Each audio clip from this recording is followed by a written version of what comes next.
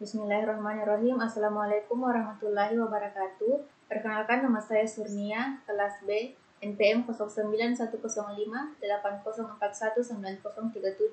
Program Studi Ilmu Administrasi Publik semester 6. Baiklah, kali ini saya akan memaparkan beberapa hal tentang manajemen strategik.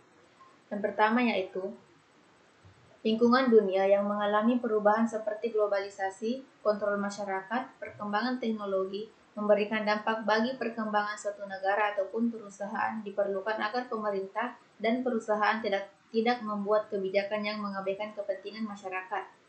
Strategik selalu memberikan sebuah keuntungan, sehingga apabila proses manajemen yang dilakukan oleh organisasi gagal menciptakan keuntungan bagi organisasi tersebut, maka dapat dikatakan proses manajemen tersebut bukan manajemen strategik.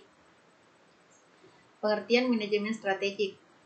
Kata strategi berasal dari bahasa Yunani yaitu strategos, stratos yang berarti militer dan ag yang berarti pemimpin, yang berarti generalship atau sesuatu yang dikerjakan oleh para jenderal perang dalam membuat rencana untuk memenangkan perang.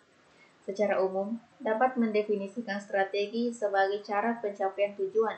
Jadi strategi merupakan rencana jangka panjang untuk mencapai tujuan. Manajemen strategik adalah proses penetapan tujuan organisasi, perkembangan kebijakan, dan perencanaan untuk mencapai sasaran tersebut, serta mengalokasikan sumber daya untuk menerapkan kebijakan dan merencanakan pencapaian tujuan organisasi.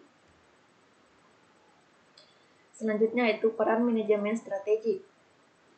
Peran manajemen strategik ketika diimplementasikan dalam suatu organisasi, maka setiap unit atau bagian ada dalam organisasi tersebut dapat melaksanakan tugas dan tanggung jawabnya sebaik mungkin.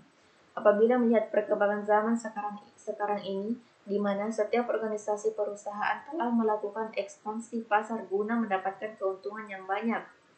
Semuanya itu perlu langkah strategis dan taktik yang tepat, sehingga proses atau langkah yang diambil oleh pemimpin dapat dijadikan seefektif dan seefisien mungkin.